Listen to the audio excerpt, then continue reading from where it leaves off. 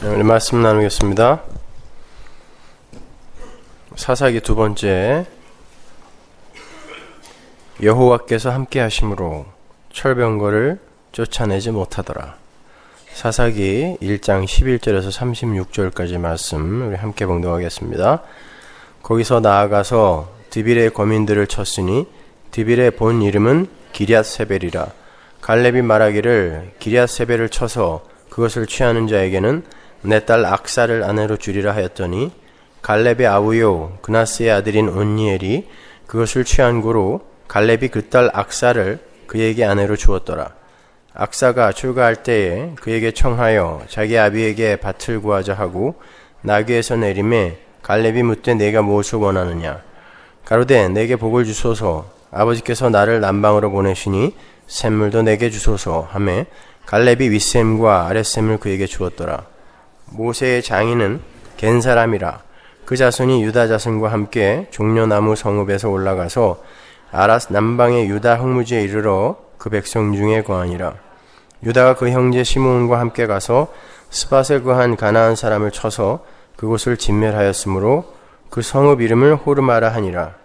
유다가 꼭 가사와 그 경내와 아스글론과 그 경내와 에그론과 그 경내를 취하였고 여호와께서 유다와 함께 하신 고로 그가 산지 거민을 쫓아내었으나 골짜기의 거민들은 철병거가 있으므로 그들을 쫓아내지 못하였으며 무리가 모세의 명한 대로 헤브론을 갈렙에게 주었더니 그가 거기서 아낙의 세 아들을 쫓아내었고 베냐민 자손은 예루살렘에 거한 여부수 사람을 쫓아내지 못하였으므로 여부수 사람이 베냐민 자손과 함께 오늘날까지 예루살렘에 거하더라. 요셉 족속도 베델을 치러 올라가니 여호와께서 그와 함께 하시니라. 요셉 족속이 베델을 정탐케 하였는데 그 성읍의 본 이름은 루스라. 탐정이 그 성읍에서 한 사람의 나오는 것을 보고 그에게 이르되 청하노니 이 성읍의 입구를 우리에게 가르치라. 그리하면 너를 선대하리라 하매 그 사람이 성읍의 입구를 가르친지라. 이에 칼날로 그 성읍을 쳤으되 오직 그 사람과 그 가족을 놓아보내매 그 사람이 햇사람의 땅에 가서 성읍을 건축하고 그 이름을 루스라 하였더니 오늘날까지 그곳의 이름이더라. 므낫세가 벳산과 그 향리의 거민과 다아낙과 그 향리의 거민과 돌과 그 향리의 거민과 이블루암과 그 향리의 거민과 무깃도와 그 향리의 거민들을 쫓아내지 못하매 가나안 사람이 결심하고 그 땅에 거하였더니 이스라엘이 강성한 후에야 가나안 사람에게 사역을 시켰고 다 쫓아내지 아니하였더라. 에브라임이 게셀에 거한 가나안 사람을 쫓아내지 못하매 가나안 사람이 게셀에서 그들 중에 거하였더라. 수불론은 기드론 거민과 나할롤 거민을 쫓아내지 못하였으나 가나안 사람이 그들 중에 거하여 사역을 하였더라. 아셀이 악고 거민과 시돈 거민과 알랍과 악십과 헬바와 아빅과 르홉 거민을 쫓아내지 못하고 그 땅 거민 가나안 사람 가운데 거하였으니 이는 쫓아내지 못함이었더라. 납달리가 벳세메스 거민과 베다낫 거민을 쫓아내지 못하고 그 땅 거민 가나안 사람 가운데 거하였으나 벳세메스와 베다낫 거민들이 그들에게 사역을 하였더라. 아무리 사람이 다한 자손을 산지로 쫓아들이고 골짜기에 내려오기를 용납지 아니하고 결심하고 헤레스 산과 아얄론과 사알빔에 거하였더니 요셉 족속이 강성함에 아무리 사람이 필경은 사역을 하였으며 아무리 사람의 지게는 아그라빔 비탈 위 바위부터 그 위였더라. 아멘. 뭐 되게 복잡하죠? 지명 이름도 많이 나오고 반복되는 말은 가나안 거민들이 이스라엘 밑에서 사역하였더라 그리고 쫓아내지 못하였더라 그 어구들이 계속 반복되고 있죠. 그러니까 어려울 거 없어요. 잘 들어보세요. 그리고 참 여러분 주일이나 아니면 수요일날 이렇게 예배 시간에는 부득이한 그 사정이 있지 않으면 조금 일찍 서둘러서 예배 시간을 좀 잘 맞추어서 좀 와주셨으면 좋겠어요. 뭐 부득이하게 뭐 교통이 늦는다거나 아니면 뭐 무슨 일이 있어서 늦는 건 괜찮은데 그 예배는 설교만 듣는 게 예배가 아닙니다. 여러분 설교 시간만 쏙 들어와서 그거 듣고 나가는 거는 예배가 아니에요. 예배의 부름부터 마지막 그 축도까지가 전부 하나님 나라의 삶을 우리가 이 세상에서 살아야 하는 하나님 나라의 삶을 이렇게 축약하여 보여주는 거거든요. 될 수 있으면 한 10분, 20분 조금 일찍 일어나셔서 준비하시면 되는데 습관적으로 듣는 사람들이 있어요. 그거 버릇이에요, 그것도. 자, 우린 지난주에 가나안 정복 전쟁의 출발 지점인 여리고와 아이성의 전투에 관해서 공부를 함으로 해서 가나안에서의 그 이스라엘의 삶을 기록하고 있는 이 사사기 전체의 내용을 전체적으로 개관해 보았죠. 하나님 백성의 그 약속의 땅 입성은 오직 하나님의 전적인 은혜에 의해서만 완료가 된다라는 것을 보여주면서 인간의 무력함과 불가능함을 낱낱이 고발하는 책이 사사기라 그랬습니다. 그러니까 여러분 성경을 보실 때 여기에서 내가 어떤 교훈을 얻어서 이 훌륭한 위인들처럼 살아낼까로 보면 여러분 성경을 완전히 거꾸로 보는 거예요. 그게 아닙니다. 성경은 우리는 하나님의 열심 앞에서 어떻게 무력한 자로 폭로가 되는가, 그리고 하나님은 그걸 어떠한 은혜로 덮으시는가의 관점에서 봐야지 내가 거기서 교훈을 얻어내서 그대로 한번 살아보겠다라고 생각하시면 큰 오산인 거예요. 성경은 그런 교훈책, 도덕책이 아닙니다. 성경은 예수에 관해서만 이야기하고 있기 때문에 여러분은 이 세상 도덕 윤리책이나 다른 종교의 경전들처럼 성경을 읽어서는 절대 안 돼요. 완전히 거꾸로 읽으셔야 되는 거예요. 자, 우리는 그 중에 아간의 이야기를 통해서 우리는 그 인간이라는 존재들이 왜 하나님의 진노를 받아서 멸망을 하게 되는지에 대한 개괄적인 답을 얻었죠. 원래 인간은 하나님만을 절대적으로 의존해서 그분의 뜻대로 살아야만 하는 존재였는데, 그러한 하나님 절대 의존적 존재들이 하나님 이외에 다른 것들에 마음을 두고 하나님을 전적으로 의지 않는 죄를 범할 때 하나님은 진노하세요. 99% 하나님을 의지했고 1% 딴 거 의지해도 유죄입니다. 잘 생각해 보세요. 법정에 서는 죄인들이, 예를 들어 도둑질을 한 죄인이 법정에 섰어요. 그래서 자기를 변호를 하는데, 선생님, 저는 곧 도둑질한 것만 빼고는 다른 건 완벽하게 다 지켰습니다. 착하게 살았어요. 이게 변명이 돼야 안 돼요. 그 사람은 다른 99%의 삶을 완벽하게 살았다 하더라도 그 도둑질이라는 죄 하나 때문에 유죄 판결을 받아야 되는 것처럼 우리 인간은요, 단 한 가지, 하나님 앞에서 그 어떤 죄라도, 시편 51편에서 배웠죠. 그건 하나님에게 죄를 범하는 거거든요. 모든 죄는. 죄라는 개념 자체가 인간 사이에서 통용되는 단어가 아닙니다. 죄는 하나님과 인간 사이에 그 관계에서 통용되는 단어지 인간 사이에서 통용되는 단어가 아니에요. 우리가 하나님 앞에서 그 어떤 작은 죄 하나만 짓는다 하더라도 그건 사형이에요. 사형. 성경에 반복해서 나오잖아요. 그렇기 때문에 완전하게 하나님을 의존하고 완전하게 순종하지 못하면 무조건 지옥이에요. 무조건 사망이에요. 그렇게 하나님 절대 의존적 존재들이 하나님 이외에 다른 것들에 요만큼이라도 마음을 두고 하나님을 전적으로 의지하지 않는, 그게 죄잖아요. 그 죄를 범할 때 하나님은 진노하신단 말이죠. 그걸 아간의 사건이 보여주는 거예요. 아간이 외투 한 벌과 금덩이, 은덩이를 조금 숨긴 사건. 아간이 전쟁을 하면서 그 정도만 뺏지 않았을 거예요. 아간이 탈취한 전리품만 해도 엄청났을 거란 말입니다. 그런데 조금 감춘 거예요. 아나니아와 삽비라 조금 감춘 거예요. 그런데 하나님 나라에서 그건 절대 용납이 안 된다예요. 그래서 죽이는 것입니다. 그렇게 아간이 그 조금을 숨긴 사건은 바로 그러한 인간의 불신앙의 모습, 그걸 보여준 거고, 하나님은 그러한 불신앙 위에 악올 골짜기를 쌓아버리시는 그런 진노의 하나님임을 우리는 잊어서는 안 된다는 거예요. 근데 바로 그 악올 골짜기에서 예수 그리스도가 하나님의 진노를 몽땅 받아 죽으셨고, 다 기억나세요? 그 악올 골짜기가 소망의 골짜기가 된다 그랬잖아요. 이렇게 몽땅 받아 죽으셨고, 그로 말미암아 우리의 악올 골짜기가 소망의 골짜기가 된 것이 바로 십자가 복음입니다. 그러니까 우리는 아간의 이야기를 통해서 아간과 같은 사람이 되지 말자라는 교훈을 얻는 게 아니라 우리는 모두 아간이라서 하나님의 은혜가 아니면 돌무더기에 불과한 자들인데, 우리 위에 돌무더기가 쌓였다는 건 우리가 돌이라는 거예요. 흙이라는 거예요. 티끌이라는 거예요. 그렇게 돌무더기에 불과한 자들인데, 하나님의 은혜로 돌무더기에서, 티끌에서 하늘의 백성으로 새롭게 창조가 되는 것, 그것이 복음이잖아요. 바로 그 메시지를 읽어내는 거예요. 아간의 사건에서는. 아간처럼 요만큼이라도 감추면 안 돼가 아니란 말입니다. 우리는 죽는 날까지 감춘다니까요. 죽는 날까지 나를 사랑해요. 죽는 날까지 인간은 육신을 입고 있는 한 하나님을 온전히 사랑할 수 없어요. 온전히 순종할 수 없어요. 근데 하나님은 그걸 원하신다고요. 99.999% 아니에요. 그거 지옥이에요. 온전히.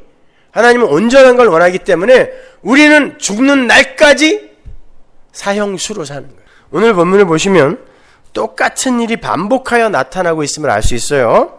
유다 지파를 비롯한 이스라엘 12지파가 가나안을 정복해 들어가는데 한 지파도 빠짐없이 전부 가나안 지파를 요만큼씩 남겨둡니다. 언제까지 이렇게 가나안 땅에 가나안 족속들이 남아있죠? 그리고 언제까지 이렇게 하나님이 약속하신 그 지경을 완벽하게 다 탈취하지 못합니까? 솔로몬 때에 가서야 비로소 다윗 왕 때도 완전하게 다 뺏지 못해요. 그러니까 평강의 왕 예수 때 가서야 완결이 되는 거예요. 그 전까지는 우리는 계속 실패자로 남는 거예요. 그래서 우리의 실패를 타고 예수가 오는 거예요. 그래서 교회가 예수를 낳는 것입니다. 그래서 우리는 이렇게 무력한 존재이기에, 그렇기에, 그리고 하나님 앞에서 이 무력함을 계속 폭로당하면서 하나님, 저는 저의 힘으로는 도저히 안 되는군요 라는 이 고백을 타고 예수가 오기 때문에 교회가 예수를 낳는 거예요. 역사 속에서. 본문 28절이 왜 이스라엘이 가나안 지파들을 다 몰아내지 않았는지 그 이유로 밝히고 있는 내용인데 한번 보세요. 이스라엘이 강성한 후에야 가나안 사람에게 사역을 시켰고 다 쫓아내지 아니하였더라. 여기서 이스라엘이 가나안 사람들을 다 쫓아내지 않고 남긴 이유가 나오는데, 이스라엘이 가나안 사람들을 종으로 삼아서, 사역을 시켰다는 건 종을 삼았다는 뜻이에요. 종으로 삼아서 그들의 문명과 그들이 갖고 있던 이기들을 사용해서 가나안의 풍요를 누리고 싶어서 그들을 남겨뒀다는 거예요. 2장으로 가면 가나안 놈들 다 죽이라니까 라고 하나님이 다시 한번 얘기했더니 어떻게 했어요? 엉엉 울잖아요. 자기들은 다 목적이 있어서 남겼는데 하나님이 자꾸 죽이라 그러니까 엉엉 울어요. 이스라엘 전체가 다. 근데 28절에서는요, 이스라엘이 가나안 거민들에게 사역을 시키기 위해 다 쫓아내지 않았다라고 기술을 하는데, 다른 곳에서는 전부 쫓아내지 못했다라고 기록을 하고 있어요. 이건 완전히 다른 겁니다. 그렇죠? 쫓아내지 않은 거와 쫓아내지 못한 것은 완전히 다른 거예요. 그런데 왜 성경이 이렇게 쫓아내지 못했다, 쫓아내지 않았다라고 히브리어로도 완전히 다른 단어인데 그런 단어를 써서 이렇게 표기를 할까요? 쫓아내지 않은 게 맞아요? 쫓아내지 못한 게 맞아요? 쫓아내지 못한 건 불가항력적인 것인 반면에 쫓아내지 않은 건 다분히 자의적이며 자발적인 거잖아요. 어떤 게 맞습니까? 여러분의 인생 속에서 한번 이 답을 끄집어내 보세요. 여러분이 쫓아내지 않는 거예요? 쫓아내지 못하는 거예요? 둘 다입니다. 19절 보세요. 여호와께서 유다와 함께 하신 고로 그가 산지 거민을 쫓아내었으나 골짜기의 거민들은 철병거가 있으므로 그들을 쫓아내지 못하였으며, 여호와께서 유다 지파와 함께 하셨는데, 여호와께서 유다 지파와 함께 하셨는데 이게 지금 조건으로 붙어 있단 말입니다. 그런데 골짜기의 거민들은 철병거가 있어서 쫓아내지 못했다. 이걸 어떻게 이해하시겠어요? 여호와가 함께 하셨는데 골짜기의 거민들은 철병거가 있어서 쫓아내지 못했다. 그럼 철병거가 여호와보다 세다 약하다? 문자 그대로 이해하면 철병거는 여호와보다 강한 게 되는 거예요. 여호와가 함께 했는데 철병거 때문에 못 쫓아냈다? 아니란 말입니다, 여러분. 여기에서 철병거는 이스라엘 사람들에게 무서운 것으로 등장하는 게 아니라 이스라엘이 매력을 느끼는 거로 등장하는 거예요. 이스라엘은 아직까지 석기 아니면 청동기거든요. 근데 가나안에 딱 들어갔더니 철기 문명이 쫙 퍼져 있는 거예요. 구리로 만들어서 딱 쳤는데 철기로 딱 막으니까 구리가 확 휘어지네. 도저히 감당이 안 되는 거예요. 작대기 들고 나갔더니 탱크가 50대가 밀려오는 거랑 똑같은 거예요. 무서운 게 아니라 매력을 느낀 거예요. 저거 우리에게 없는 건데 저걸 만드는 이들을 여호와와 함께 쫓아내버리면 우리가 저걸 어떻게 만들겠느냐는 것이죠. 그래서 쫓아내지 못한 것입니다. 그래서 나중에 이스라엘은 그 철병거를 자기들이 사용하게 되는 거예요. 이스라엘이 그 철병거를 만들어낸 골짜기 거민들을 진멸하여 쫓아내지 않은 것은 철병거가 여호와보다 강해서가 아니라 가나안의 산물인 철병거가 너무 마음에 들어서 그것을 만들 수 있는 자들을 아낀 것입니다. 그런데 왜 성경이 쫓아내지 못했다라고 기록을 하느냐? 이 세상의 힘과 가치가 주는 매력이 그만큼 강하다는 거예요. 그 말은 다른 말로 하나님의 은혜가 가입되지 않은 존재는 절대로 가나안의 그 매력보다 하나님을 더 사랑할 수 없다라는 것을 확인시켜주고 있는 거예요. 하나님의 은혜가 가입되지 않으면 이 세상 그 누구도 이 세상 것보다 보이지 않는 하나님을 사랑할 수 없습니다. 사랑할 수 있는 척하지 마세요. 사랑할 수 없어요. 그러니까 오늘 본문에서 이스라엘 지파가 가나안 거민들을 쫓아내지 않았다고 기록을 하지 않고 쫓아내지 못했다고 기록을 하는 건 여호와와 함께 전쟁을 치르는 이들이 그 세상의 산물들을 쫓아내기가 싫어서 하나님의 말씀에 불순종을 할 정도로 여호와가 같이 가자, 전쟁하자, 같이 가자 하고 하나님이 손을 끌고 가는데도 이게 너무 매력 있어서 잠깐만 하고 불순종할 정도로 힘이 강하다는 거예요. 그래서 쫓아내지 못했다라고 이야기하는 거예요. 원래 쫓아내지 않은 건데 그만큼 그들이 내기 싫어할 만큼 이게 매력 있는 힘을 갖고 있기 때문에 그들은 쫓아낼 수가 없었다, 쫓아내지 못했다라고 이야기하는 거예요. 둘 다 합니다. 그러니까. 그러나 결국에는 하나님이 진멸하라고 하신 그 세상 것들이 너무 좋아서 두고두고 사용하고 사역시키기 위해 자발적으로 남겨둔 것임을 오늘 본문이 보여주고 있는 거예요. 하나님 나라 백성들은 하나님만 사랑하고 하나님만 의지해야 하는 존재들이에요. 그러니까 여러분은 이 땅에서 하나님만 사랑하는 자로 열심히 업그레이드 되어져 가야지가 아니라 나는 하나님만 사랑할 수 있는 자가 도저히 될 수 없기 때문에 하나님이 무슨 방도를 마련하실 수밖에 없었구나를 배우고 가는 거예요. 거기에서 십자가가 우리 손에 잡히는 것입니다. 여러분이 이 세상에서 착한 일을 몇 개 더 하고 덜 하고는 아무런 문제가 안 돼요. 하나님 앞에서. 그건 여러분이 천국 가서 영원히 할 것이기 때문에 하나님이 그거 갖고 여러분을 천국 지옥 안 가릅니다. 네가 내 은혜를 아느냐, 네가 십자가를 아느냐, 네가 네 꼴을 아느냐, 이거 물으시는 거예요. 역사와 인생 속에서.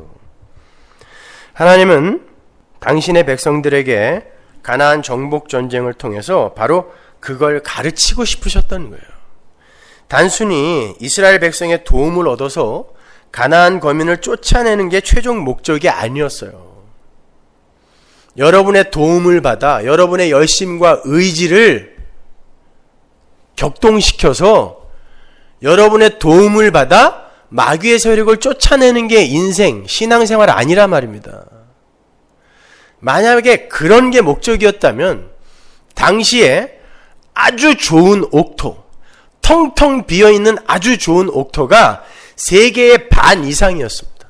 근데 왜 굳이 철병거를 갖고 있는 그리로 끌고 들어가서 이 고생을 시키냐고요. 그게 목적이었다면 하나님은 딴 데 좋은 땅 많았다니까요. 근데 하나님이 왜 굳이 글로 끌고 들어가셨냐면 그 백성들에게 뭔가를 가르치셔야 했기 때문에 그런 거예요. 하나님이 일부러 철병거와 온갖 문명의 이기로 무장하고 있는 매력적인 가나안 땅으로 당신의 백성들을 들여보내시면서 그러한 것들의 그 허구성과 부질없음, 너희들이 그토록 매력 있어서 나의 말까지 거역하는, 나의 동행까지도 거부하는 그런 것들이 얼마나 허무맹랑하고 얼마나 부질없는 것인지 좀 보라는 거예요. 배우라는 거예요. 인격과 이성을 갖고서.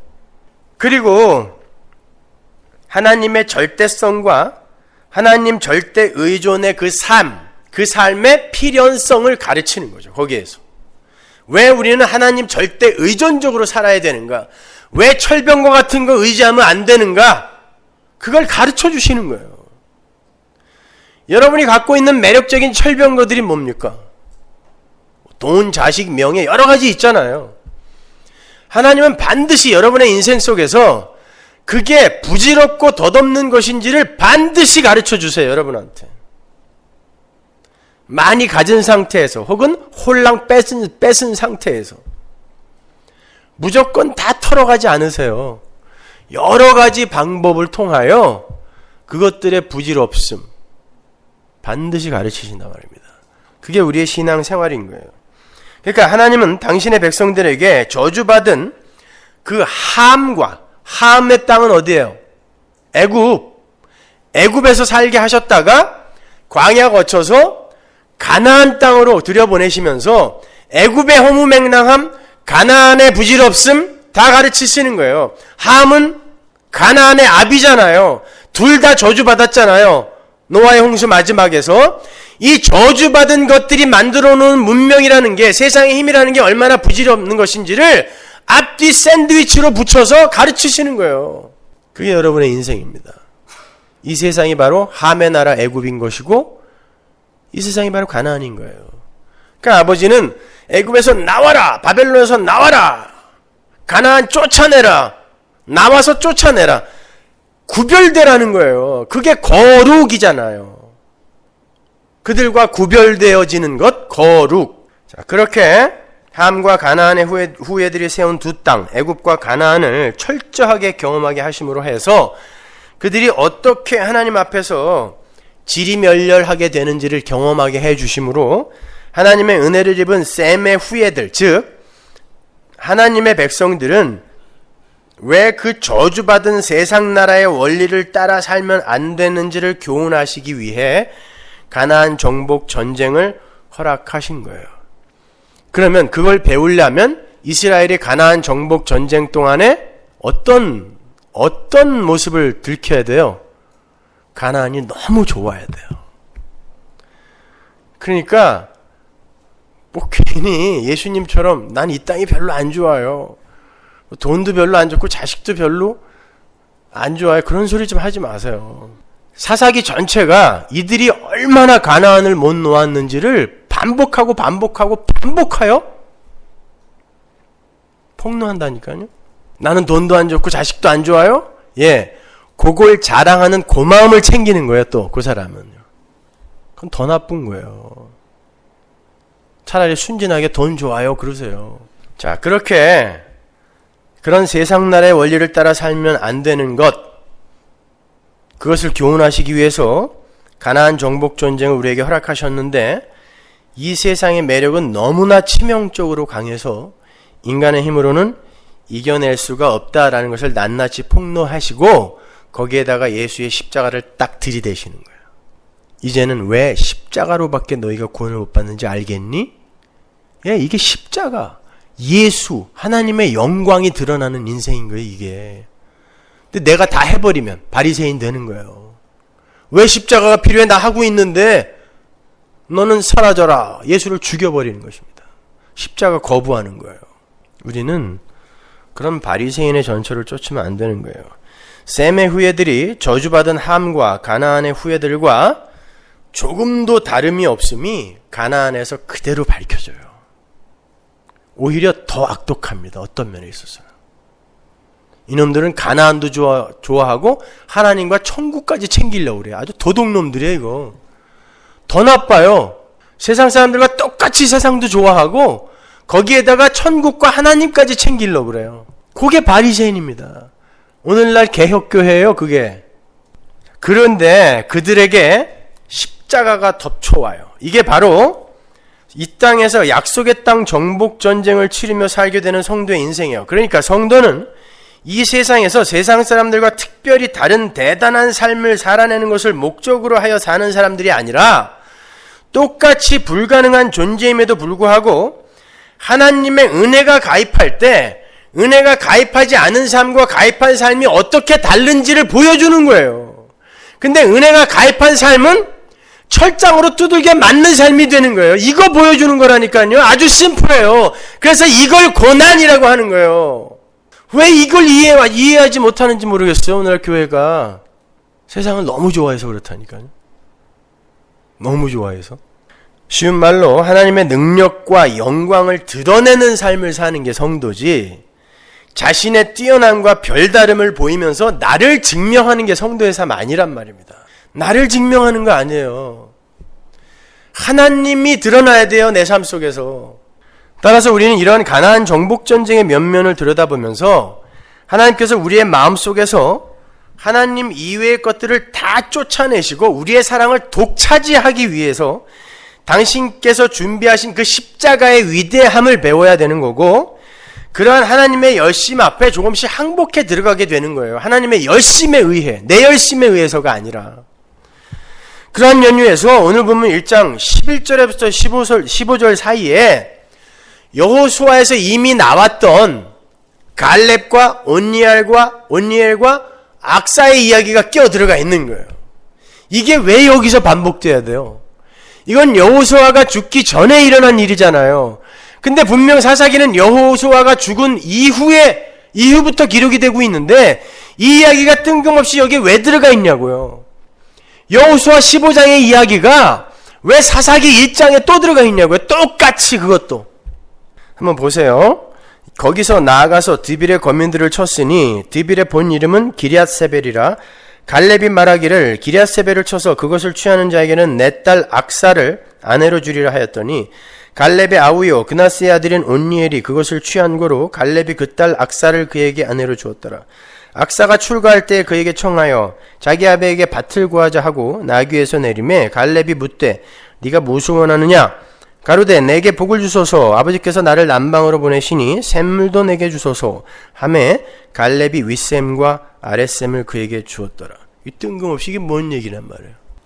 하나님은요, 모세가 죽자 여호수아를 앞세워서 가나안으로 진격시켰습니다. 그때 하나님께서 여호수아에게 무슨 말씀을 하셨는지 보세요. 여리고성 이전에 이미 여호수아에게 가나안 전쟁은 어떻게 치러질 것이다 라고 이야기를 하셨단 말이에요. 그리고는 여리고와 아이성의 이야기가 연달아 터져버리는 거예요.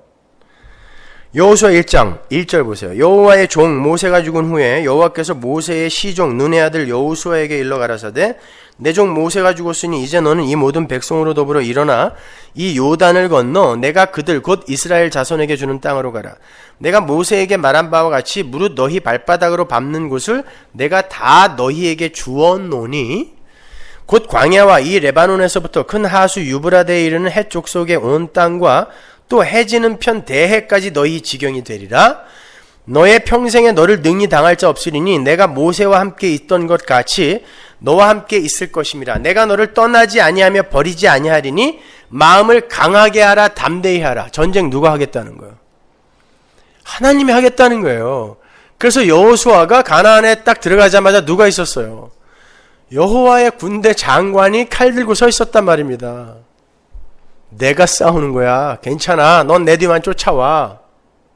그거 가르쳐 주신 거예요. 그걸 말로 하시는 거예요. 너는 이 백성으로 내가 그 조상에게 맹세하여 주리라 한 땅을 얻게 하리라. 누가? 하나님이. 오직 너는 마음을 강하게 하고 극히 담대히 하여 나의 종 모세가 내게 명한 율법을 다 지켜 행하고 말만 들으면 된다는 거예요. 너는 말만 들으면 된다는 거예요. 행하고 좌로나 우로나 치우치지 말라. 그리하면 어디로 가든지 형통하리니 이 율법책을 내 입에서 떠나지 말게 하며 주야로 그것을 묵상하여 그 가운데 기록한 대로 다 지켜 행하라. 다 지켜 행하라. 뭐 생각나세요? 선악과 먹지 말아라가 이 이야기란 말입니다. 창세기 1장부터 이 이야기만 반복되는 거예요. 니네들은 하나님 절대 의존적 존재, 내 말을 들어야 되는 존재야. 근데 요만큼이라도 어기면 절대 안 된단다. 그 이야기 하는 거예요. 다 지켜 행하라. 그리하면 내 길이 평탄하게 될 것이라. 내가 형통하리라. 생명나무 실과 먹으리라는 뜻이에요. 선악과와 생명나무가 여기 또 등장하는 겁니다. 내가 네게 명한 것이 아니냐. 마음을 강하게 하고 담대히 하라. 두려워하지 말며 놀라지 말라. 내가 어디로 가든지 내 하나님 여호와가 너와 함께 하느니라 하시니라. 그럼 아이성에서는 함께 했다 안 했다? 하나님이 함께 하셨는데 하나님이 함께 하지 않으면 어떤 일이 일어난지를 경험하게 해주기 위해서 하나님이 함께 하지 않은 것처럼 그들에게 경험케 하시는 거예요. 마찬가지예요. 여러분의 인생 속에서 여러분이 마치 하나님과 아무 상관없는 자처럼 그렇게 살 때가 너무 많죠. 그때 하나님이 여러분 외면하는 거 아닙니다. 하나님이 여러분을 떠나 있는 거 아니에요. 함께 하시는 거예요. 그런데 친절하게도 예수와 십자가를 가르쳐주기 위해서 내가 너와 함께 하지 아니하면 네가 어떤 지경이 되는 줄 아니? 가르치시는 것일 뿐이에요. 곁에서 우리 하나님 눈물 흘리고 계신단 말입니다. 당신의 백성들이 그 얼마 되지 않는 아이성 거민들에게 두들겨 맞고 쫓겨날 때 아버지가 고소하다 그랬겠습니까? 그분은 사랑의 화신이에요. 사랑의 결정체. 그럼에도 불구하고 그 사랑이 자식에게 떨어지니까 그 자식이 하나님 앞에서 완전히 빈 그릇으로 비워지는 거예요. 자, 율법을 지키기만 하면 네가 밟는 땅을 전부 너에게 주리라. 정복해라 그랬어요. 선악과 먹지 말아라. 내가 주는 땅 네가 다스리고 정복해라. 뭐가 달라요? 똑같죠. 그걸 하나님의 은혜를 떠난 인간들이 어떻게 실패하는지를 보여주는 게 가나안이에요. 여러분은 이 세상 속에서 마치 하나님과 떨어져 있는 자들처럼 그렇게 에덴의 아담이 되고 가나안 땅의 이스라엘이 되어서 많은 실수를 번복하면서 거기에서 나는 하나님의 말만 잘 들어야 되는 거구나. 그 말을 듣는 게 땅을 정복하는 거구나.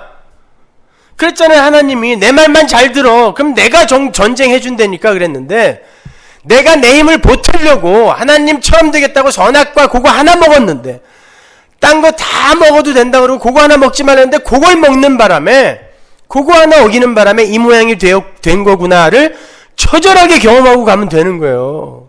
자, 그런데 아담이 왜 그 다스리고 정복해야 할 땅에서 어떻게 그 사소한 선악과라는 것에게 정복을 당했을까요? 그놈의 과일, 그거 하나에 정복을 당했어요. 코끼리가 와서 밟았다 그러면 말을 안 해. 선악과라는 과일 하나에게 당해버린 거예요. 아담이요. 왜 그랬다 그러죠? 아무것도 아닌 건데요. 보암직도 하고 먹음직도 해서 그래요. 여러분 그게 속는 겁니다. 먹었는데 맛있더라라는 말이 있어요 성경에? 아간이 그거 왜 숨겼다 그래요? 보암직도 하고의 그 단어가 그대로 쓰였죠. 보니까 이게 보암직도에 그럴듯한 거예요. 유다 지파가 철병거를 왜 못 쫓아냈어요? 보암직도 하고 먹음직도 해. 쓸만해요. 안 쫓아내는 거예요. 여러분이 여러분 삶 속에서 왜 하나님이 버리라고 하는 것들을 그렇게 꼭 붙들고 있죠? 보암직도 하고 먹음직도 해서 그래요. 아닌 것처럼 그러지 마시고. 먹음직스럽잖아요. 그러니까 그거에 그냥 목매달고 있는 거 아닙니까 우리가. 섣불리 그런 거 하지 말자. 아예 보지도 말자. 이렇게 결론 내리시면 안 돼요. 그게 안 될 만큼 매력적이라니까요. 그래서 하나님이 개입해 들어오시는 거예요. 역사 속에. 그러니까 여러분의 인생은 참 복잡해요. 복잡할 뿐만 아니라 복잡다난. 그런데 여호수아 14장에 가면요. 그 보암직도 하고 먹음직도 한 가나안 땅 분배 과정에서 돌연변이 같은 한 사람이 나타나요. 제가 지금 왜 여기에 갈렙과 악사와 온니엘의 이야기가 들어가 있는지를 설명하는 중입니다. 절대 또 이렇게 중간에 놓치지 마세요. 중간이 너무 길어갖고 어떤 게 지금 핵심인가 이렇게 놓치시면 안 돼요. 그 사람의 이름이 다름 아닌 갈렙이에요. 하나님께서 여호수아를 시켜서 아직 다 정복되지도 않은 가나안 땅을 제비 뽑아 나누게 하시죠. 왜 제비를 뽑게 하셨죠? 땅을 제비 뽑아 나눈다는 건 소유권이 그들에게 없다라는 걸 각인시키는 거예요. 자기 땅이면 제비 안 뽑죠? 내 건데 왜 제비를 뽑아요? 내 거 아니니까 제비 뽑아 가져. 그래도 아무 할 말 없이 그냥 불평 없이 뽑히는 대로 가져야 되는 거예요. 그건 내 거 아니란 뜻이거든요. 가나안 땅은 우리 거 아니에요. 우리 거 아니에요. 여기서 뭐 배우라고 준 거지 그거 갖고 거기서 철병거 굴리면서 열심히 살으라고 주는 거 아닙니다. 제비 뽑게 하셨어요. 근데 이스라엘 각 지파는 두근거리는 마음으로 좋은 땅들을 골라요. 그죠? 심지어 므낫세 반지파 같은 경우는 요단 동편에서 아예 넘어오지도 않고 요거 우리 줘. 전쟁을 가서 치러줄 테니까 요거 우리 줘. 이렇게 속셈을 드러내기도 하잖아요. 그런데 유다지파, 그 유다지파의 대표인 갈렙이 여호수아 앞으로 나와서는 아무도 관심을 두고 있지 않은 헤브론 땅을 달라 그래요. 거기가 진짜 좋은 땅이었으면 다 제비 뽑고 있는데 네가 뭔데 그 땅을 달라고 그러냐 따졌을 거예요. 근데 아무도 이의를 제기하지 않았어요. 왜? 그 땅은 제발 걸리지 말았으면 하는 땅이었거든요. 거인들, 안악 사람들이 살고 있었고 산지였어요. 응? 김성수의 명곡 이 산지를 내게 주소서가 바로 그 여호수아 14장 12절 그걸로 만들어진 거 아닙니까? 이 산지를 내게 주소서 헤브론 땅을 이야기하는 거예요. 산에서는요 철병거도 못 쓰는 곳이에요. 그런데 갈렙이 그 땅을 달라 그래요. 가나안 정복 전쟁에서 유다 지파는 때때로 누구를 상징하는 거다 그랬어요. 지난주에 유다 지파와 시므온 지파가 같이 일어나는 걸 보고 유다 지파는 예수를 상징한다라고 제가 설명해 드렸잖아요. 지금 여기서 유다 지파의 지도자 갈렙은 예수 그리스도의 모형으로 서는 거예요. 땅의 모든 인간들이 보암직도 하고 먹음직도 한 대적의 무기에 속수무책으로 넘어가요. 대적의 무기는요 흉측스럽고 무섭지 않습니다. 절대 그렇지 않아요. 대적의 무기는 여러분이 가장 좋아하는 모습으로 와요. 여러분의 대적은 여러분이 가장 좋아하는 거, 착한 일 열심히 해서 자기 의의를 챙기는 사람한테는 착한 일을 많이 할 수 있게 해주고요. 헌금을 많이 해서 자기 의의를 챙기는 사람은 헌금을 많이 하게 해주고, 나쁜 일을 많이 해서 스스로 망가지는 자들은 그냥 놔둬요. 그렇게 자기가 좋아하는 걸 하게 해줘요. 보암직도 하고 먹음직도 하게끔.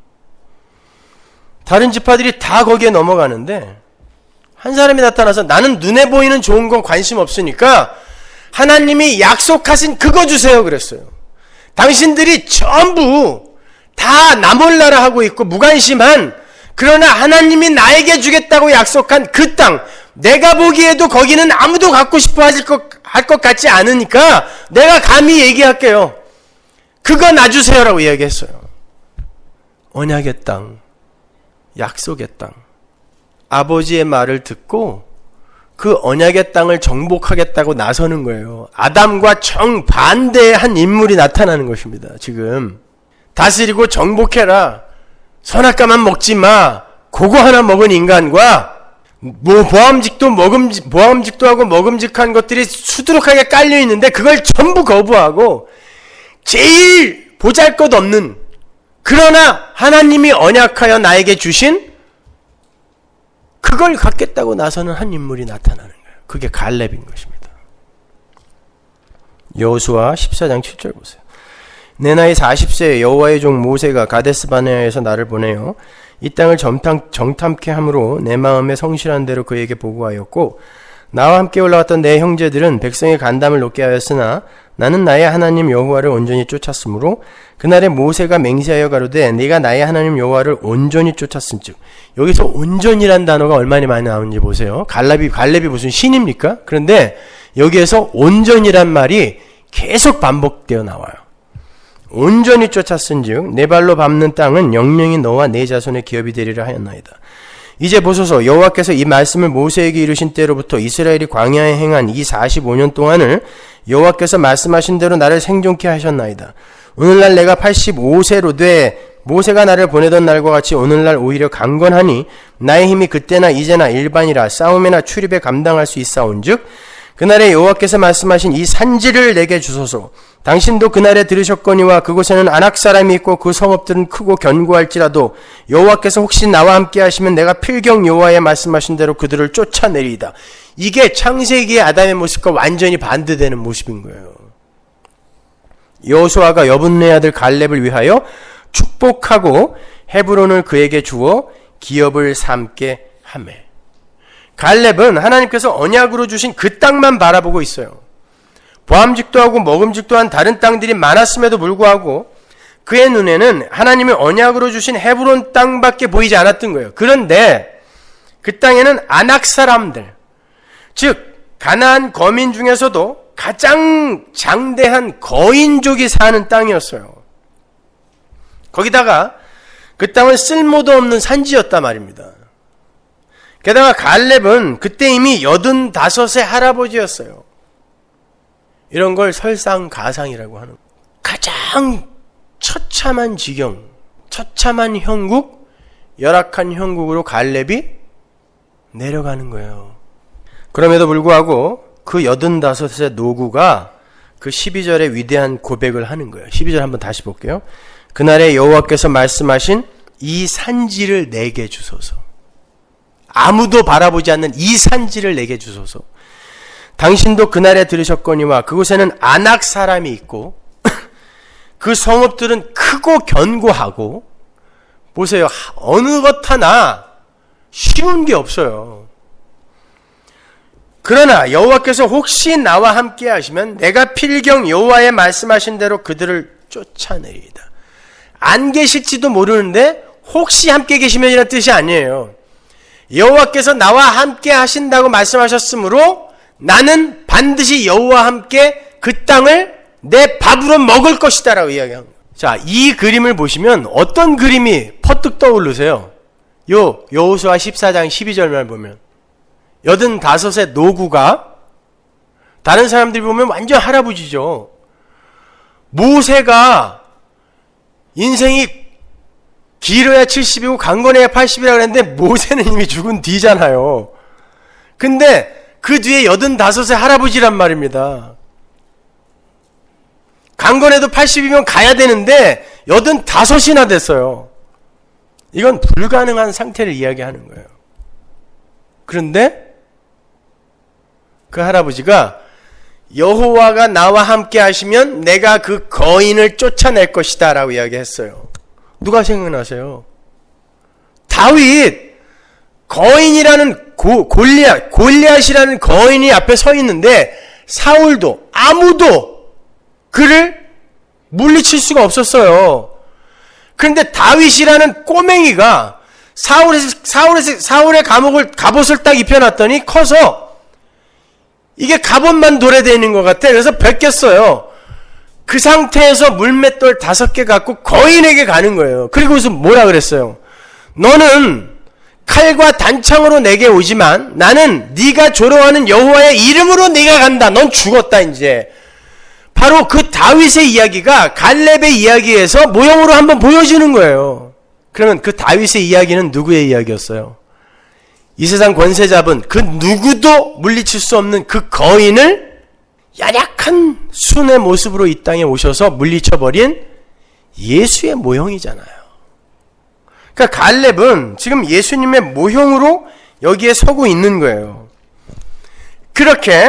그러한 상태, 즉 세상적으로 볼 때에는 아주 난처하고 어려운 상황인 듯 보임에도 불구하고 하나님의 약속을 믿고 그 약속만을 쫓아가는 상태, 그리고 그 상태가 결국은 승리로 이어지게 되는 그 상태가 바로 축복이라는 거예요.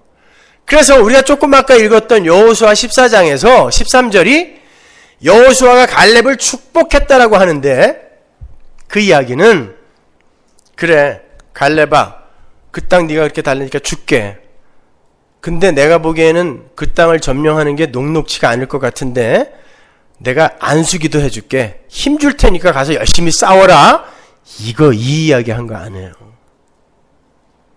바로 너의 그 믿음이 축복이다 라는 걸 선언해 준 거예요. 그게 여호수아가 축복했다라고 이야기하는 거예요. 제발 오해 좀 하지 마세요. 그러니까 목사한테 와서 축복기도 해달라고 그런 소리 하지 마세요. 제발. 제가 축복기도 하면 여러분은 묵사발 돼요. 이게 축복이라니까요. 자, 이건 바로 예수 그리스도의 믿음, 그 믿음을 모형하고 있는 것이었고, 그 예수 그리스도의 믿음을 부여받은 자들의 삶이 바로 축복이다라는 것을 보여주는 거예요. 근데 우리의 힘으로는 그런 믿음이 발휘가 안 되기 때문에 믿음이 객관적 믿음으로 먼저 뚫고 들어와 버리는 거예요. 그리고는 그 믿음이, 아버지의 믿음이 우리를 끌고 가는 거란 말입니다.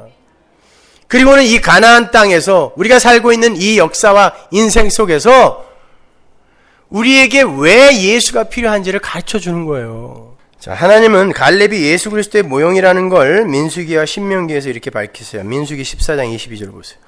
나의 영광과 애굽과 광야에서 행한 나의 이적을 보고도 이같이 10번이나 나를 시험하고 내 목소리를 청종치 아니한 그 사람들은 내가 그 조상들에게 맹세한 땅을 결단코 보지 못할 것이요 또 나를 멸시하는 사람은 하나라도 그것을 보지 못하리라.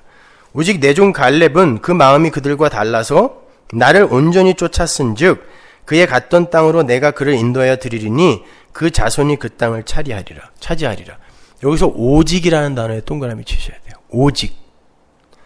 신명기 1장 35절. 이 악한 세대 사람들 중에는 내가 그들의 열조에게 주기로 맹세한 좋은 땅을 볼 자 하나도 없으리라.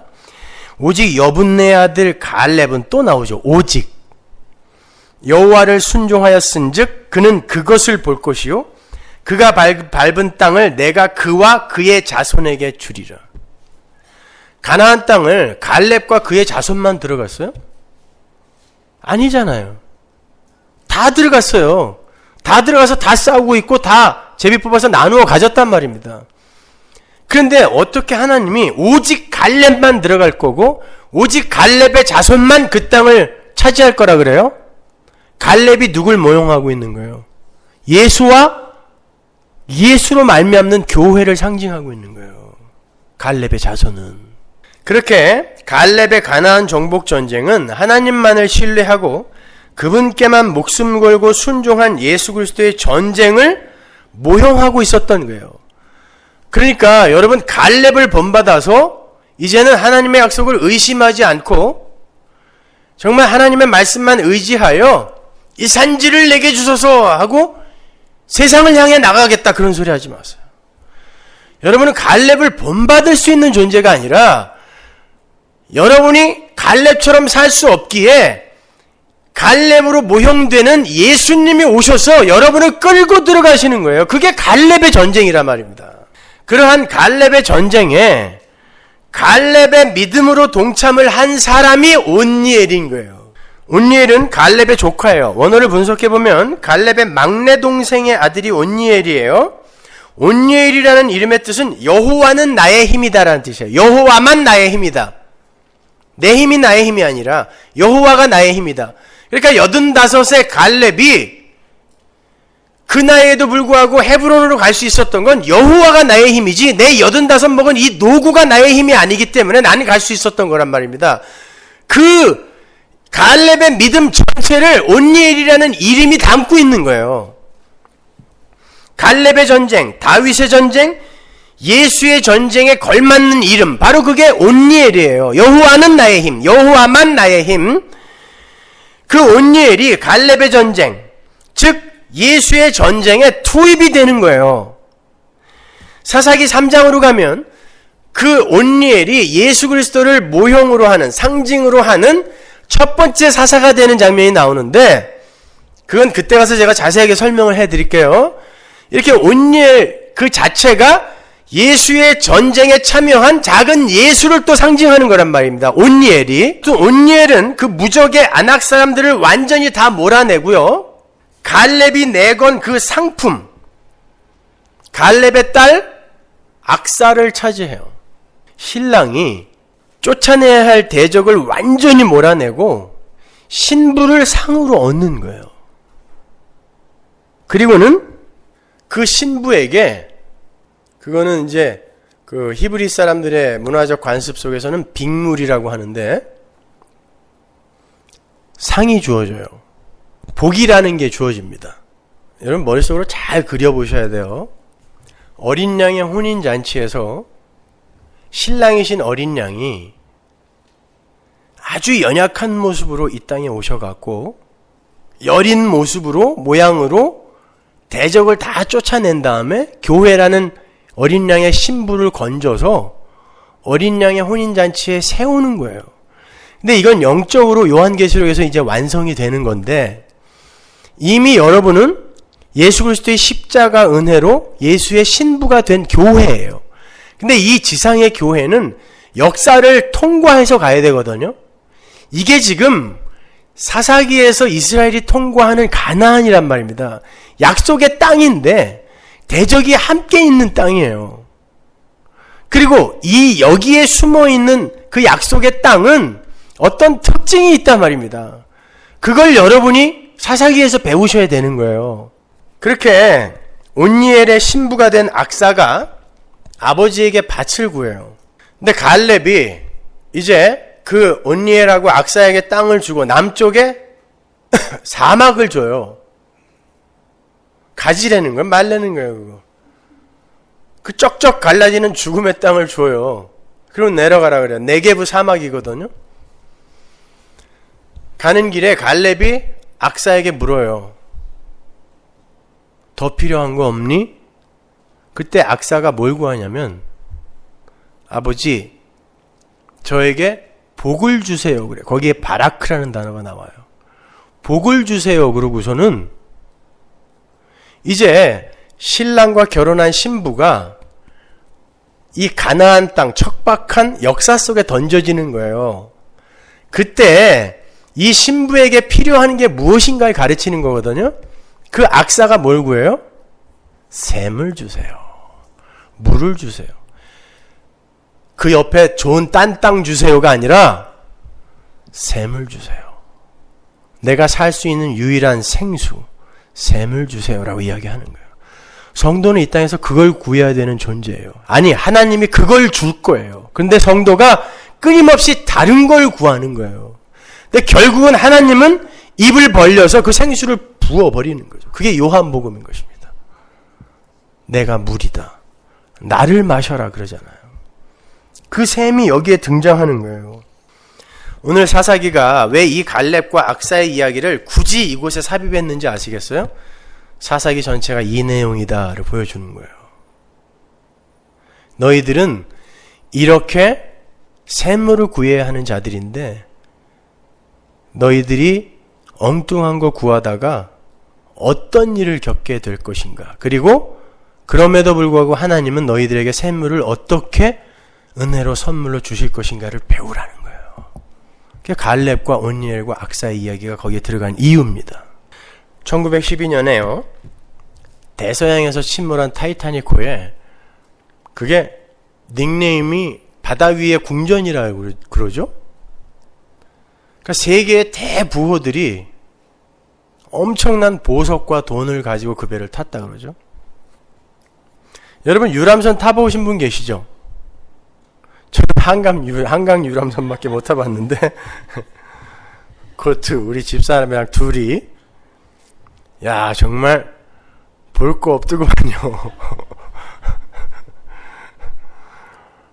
그 유람선 타면 제일 눈에 안 띄는 게 뭐예요? 구명조끼, 구명보트, 그리고 조그만 말도 안 되는 튜브 몇 개 붙어있는 거 보셨어요?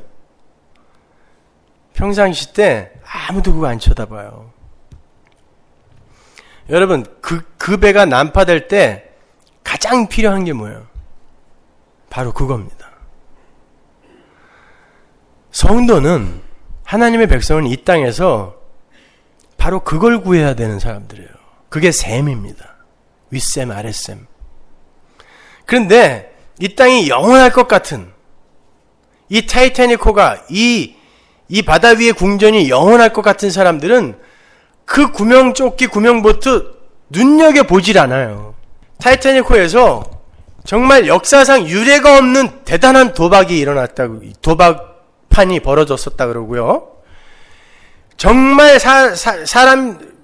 이 세상의 대부호들도 한 번도 구경하지 못한 그런 보석들이 엄청나게 실렸다 그래요. 그 사람들에게 있어서 구명조끼, 구명보트가 무슨 관심의 대상이었겠어요. 근데 딱 사흘 만에 이 배가 빙산과 꽝 부딪혀서 난파가 됐는데, 돈 들고 보석 들고 있었던 사람들은 구명조끼, 구명보트를 한 사람도 못 잡았어요. 여러분, 그 아래에서 그 일반인, 3등 칸에 탔던 일반인들이 그들을 얼마나 부러워했겠습니까? 야, 저 자리에 한번 껴보는 게 내 소원인데, 이 티코 같은 인생 언제 저 벤치 자리에 올라가나. 근데 배가 빵 쪼개지니까 그 사람이나 나나 구명보트 없으면 죽어요. 근데요, 주님은 성도들에게 끊임없이 이 땅, 이 지구라는 배는 곧 깨진다, 곧 깨진다 라고 계속 경고하고 계세요. 타이타닉아 이제 10분 후면은 깨진다, 구명조끼 잡어. 만약에 그 얘기를 진지하게 들은 사람들이 있었다면 손에 들은 거 다 털어버리고 그거 잡았을 거예요. 근데 아무도 예감도 못했을 뿐만이 아니라 아무도 듣지 못했어요. 다 죽는 거예요. 마태복음 24장 보세요. 37절. 노아의 때와 같이 인자의 임함도 그러하리라. 홍수 전에 노아가 방주에 들어가던 날까지 사람들이 먹고 마시고 장가들고 시집가고 있으면서 홍수가 나서 저희를 다 멸하기까지 깨닫지 못하였으니 인자의 임함도 이와 같으리라. 이 타이타닉이랑 똑같은 이야기 아니에요 이게? 아무도 몰라요. 기대도 안 하고 추측도 안 해. 근데 분명히 온대요. 난파될 거래요. 마태복음 24장 40절 보세요. 그때 두 사람이 밭에 있으면 하나는 데려감을 당하고 하나는 버려둠을 당할 것이요, 두 여자가 매를 갈고 있으면 하나는 데려감을 당하고 하나는 버려둠을 당할 것이니라. 자, 이 지구라는, 이 역사라는 배가 이제 파괴가 되어지게 될 때에는 밭을 갈고 있는 두 여자 중에 하나가 데려감을 당하고 하나는 남아요. 남는다는 건 이 멸망되어질 세상이 불탈 때 같이 탄다는 얘기, 지옥 간다는 뜻입니다. 둘로 딱 분리가 되는 거예요, 심판 때에는요. 그러나 심판이 오기 전에는 이 사람이 좋은 밭을 갖고 있느냐, 나쁜 밭을 갖고 있느냐, 그리고 그 밭의 소출이 나보다 많으냐, 적으냐를 갖고 일희일비하게 돼요.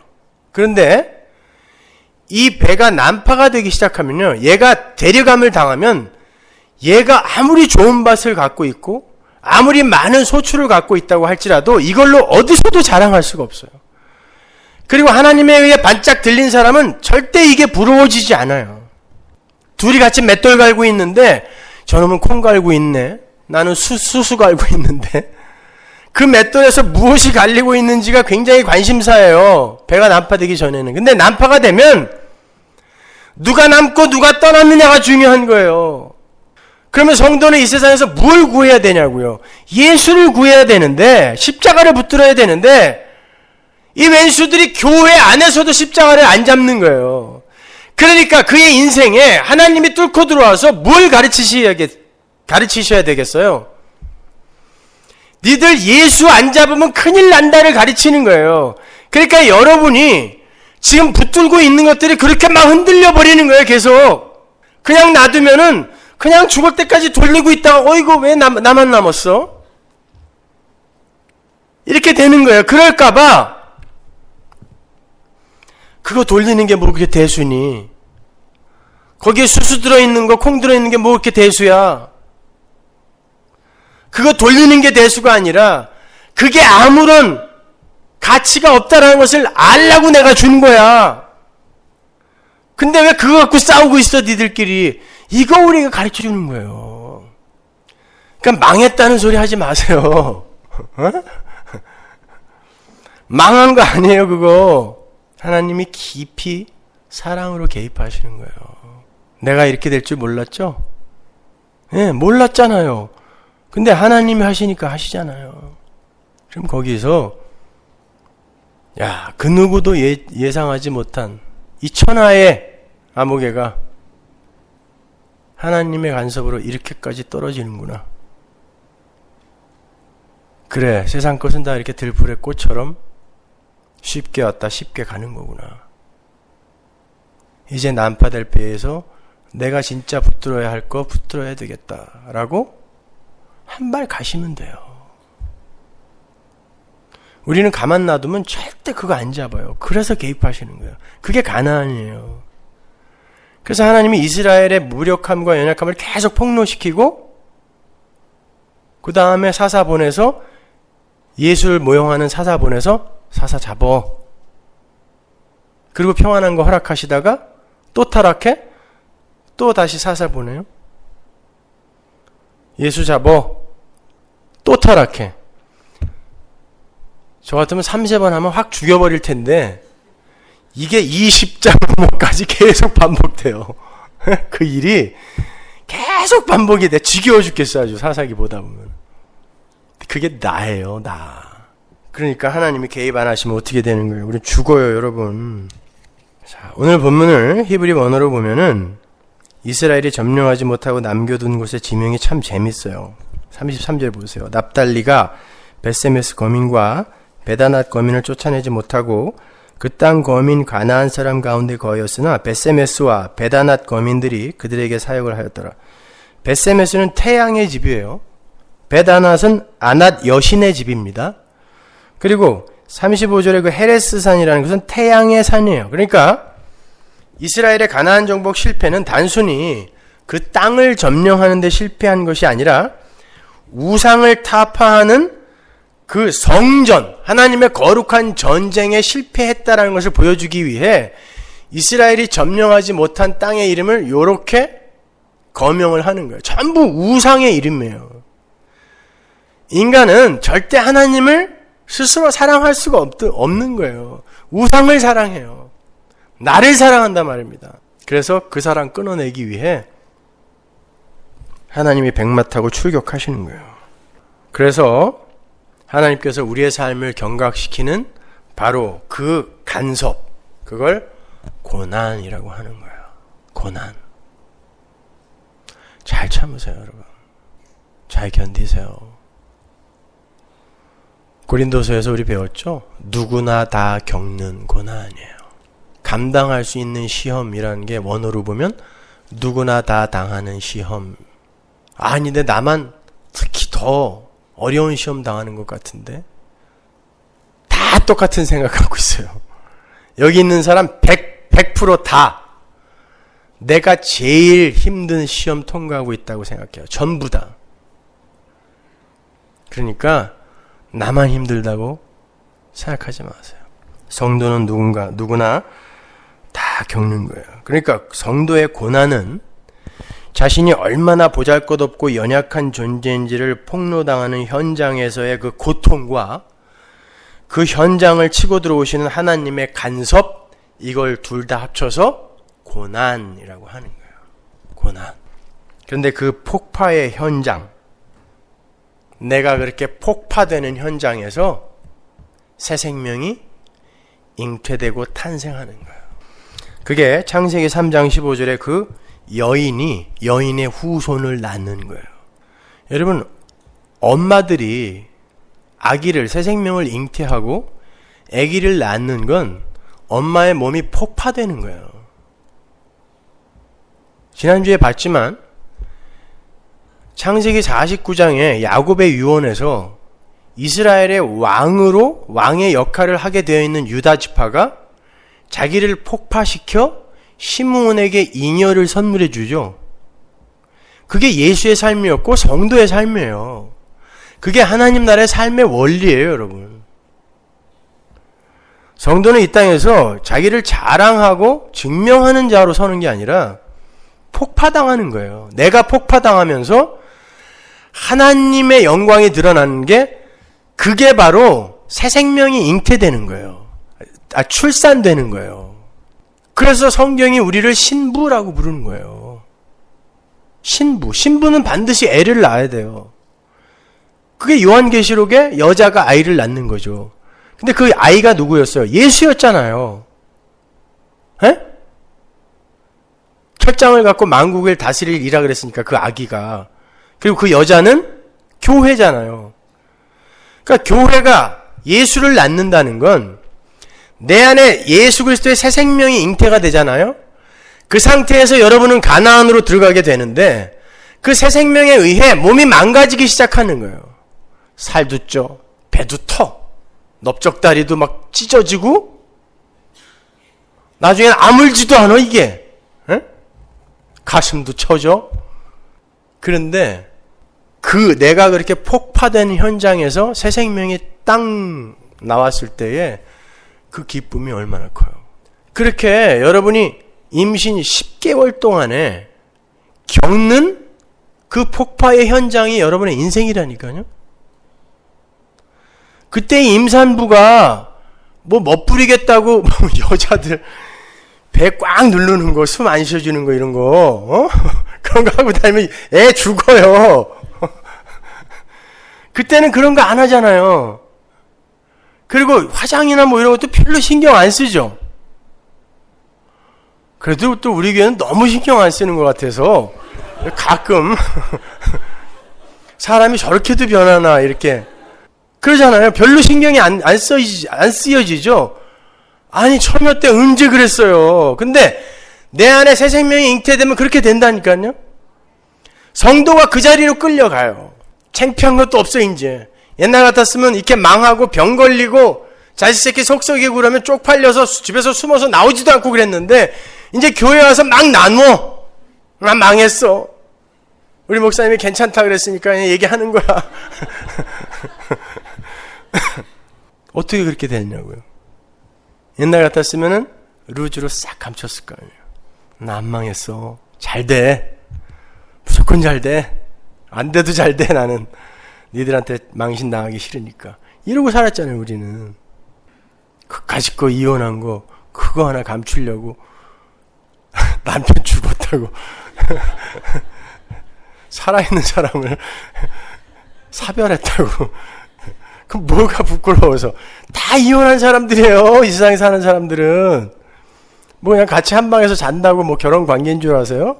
결혼 관계는 어린 양과 교회와의 혼인 관계 이외에는 없어요. 뭐 부끄러워요 그게. 이제는 그런 게 안 부끄러워지잖아요. 점점 내가 그냥 폭로되는 것에서 자유로워지는 거예요. 성도만 그렇게 될 수 있어요. 성도만. 그런데 그게 왜 안 부끄러워요? 예수 그리스도의 은혜가 나를 덮어 나를 하나님의 백성으로 이미 완료시켜 놨다는 확신이, 믿음이 나에게 뚫고 들어왔기 때문에 이 폭파되는 임산부의 몸이 안 부끄러운 거예요. 그렇게 예수의 은혜를 꼭 붙드는 자로 완전히 하나님 앞에 절대 의존적 존재로 비워져 가는 게 내가 지금 작은 예수로 완성이 되어져 가는 거고, 그게 예수의 삶이니까. 결국 완전히 비워질 때 작은 예수가 탄생이 되는 거예요. 내가 그래서 하나님 나라의 작은 예수로 올라가는 거예요. 하나님은 예수만 사랑하시니까.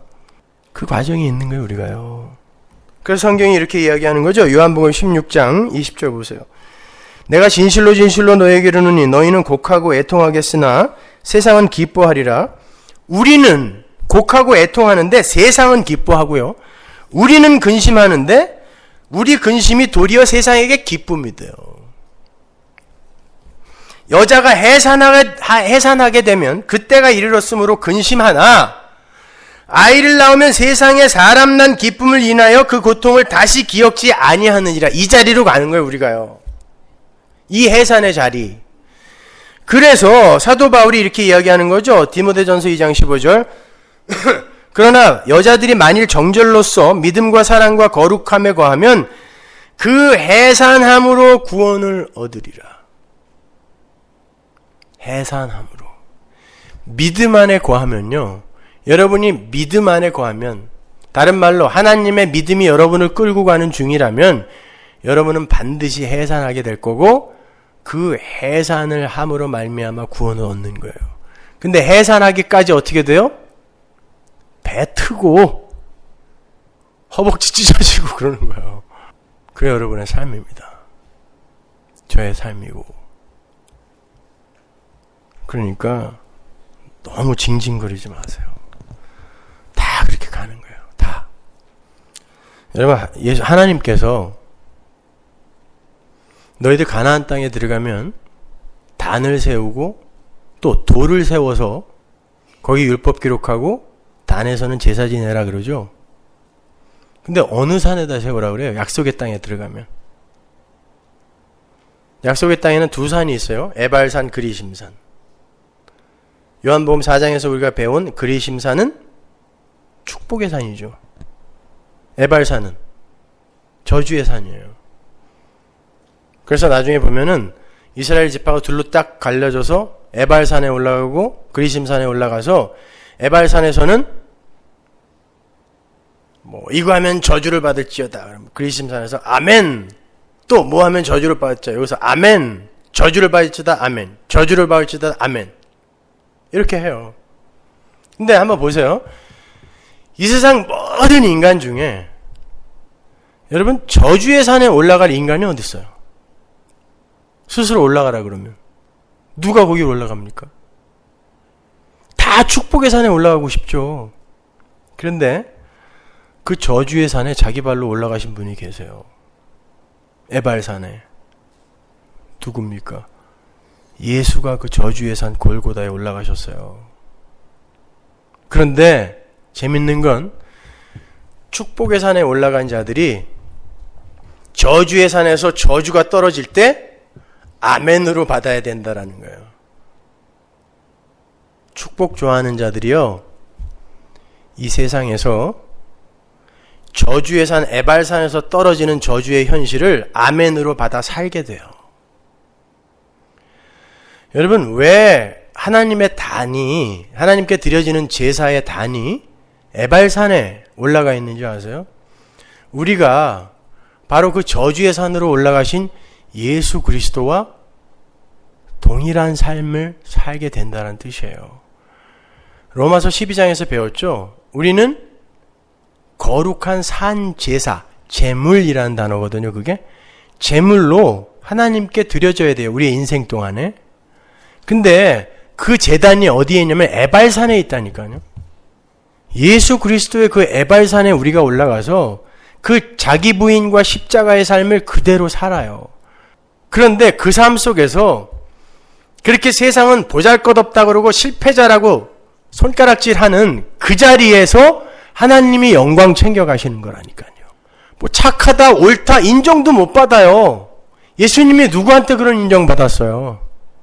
하나님이 인정해 주신다니까요. 그러니까 사람들한테 그런 인정 받으려고 하지 마세요. 우리는 그냥 하나님이 이끌어 가시는 대로 이 땅에서 우리의 연약함을 계속 폭로당하는 거예요. 그런데 하나님이 우리를 어떻게 내 안에 집어넣으신 새 생명인 예수에 의해 갈라디아서 2장 20절 이제는 내가 사는 것이 아니라 내 안에 사시는 예수 그리스도를 믿는 믿음 안에서 사는 거니까 내 안에 이제 예수가 살기 때문에 그 예수의 삶이 드러나게 하시는 거거든요. 그러니까 그 사사기 속의 이스라엘처럼 여러분, 여러분의 실체를 그대로 인정하셔야 돼요. 감추지 마세요. 그리고는 그 자리에서 통곡하며 우리 예수의 십자가만 꼭 붙드시면 돼요. 딴 거 필요 없어요. 조금 안심이 되십니까? 너무 그 강박관념에 시달리지 마세요. 암 걸려요. 진리가 너희를 자유케 하리라 그랬는데 여러분 왜 이렇게 자유롭질 못해요? 마음대로 방종하며 살라는 거 아닙니다. 예수 안에서 자유로우시라니까요. 그 예수를 꼭 붙드세요. 제가 오늘 2시에 일어나가지고 어저께 참 감동적인 메일을 몇 통 받아갖고 그걸 가만히 묵상하면서 요즘 굉장히 많이 힘들고 어려웠었는데 그렇게 이 말씀을 듣고 살아났다라는, 그리고 죽음의 현장에서 목사님을 꼭 보고 싶어 하는 그런 사람들이 있었다라는 그런 고백들을 메일로 받으면서 2시에 일어나서 앉아가지고 가만히 생각해 봤어요. 사실 그랬거든요. 제가 너무 지나치게 예수를, 십자가를, 보혈을 강조하다가 사람들 마음에 너무 상처를 주는 거 아닌가. 그런데 어떤 이가 죽음 앞에 당도해서 그 복음 때문에 그렇게 행복한 죽음을 맞이했다라는 그런 소식들을 접하면서 맞구나. 죽음 앞에서 가치 있는, 죽음 앞에서 구명조끼 되는 복음이 진짜지. 이 세상에서 사람들에게 인정받고 인기 끄는 그게 무슨 복음인가 생각이 들었어요.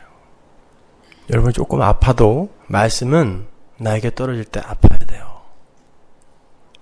그렇지만 그렇게 내 묵은 딱지들, 내 이 디펜스 메커니즘들이 말씀에 의해서 하나하나 벗겨져 나갈 때 아프지만 거기서 진짜 새살이 돋는 거예요. 그러니까 하나님의 말씀만 의지하여 오직 예수만 꼭 붙드십시오. 네, 기도하겠습니다.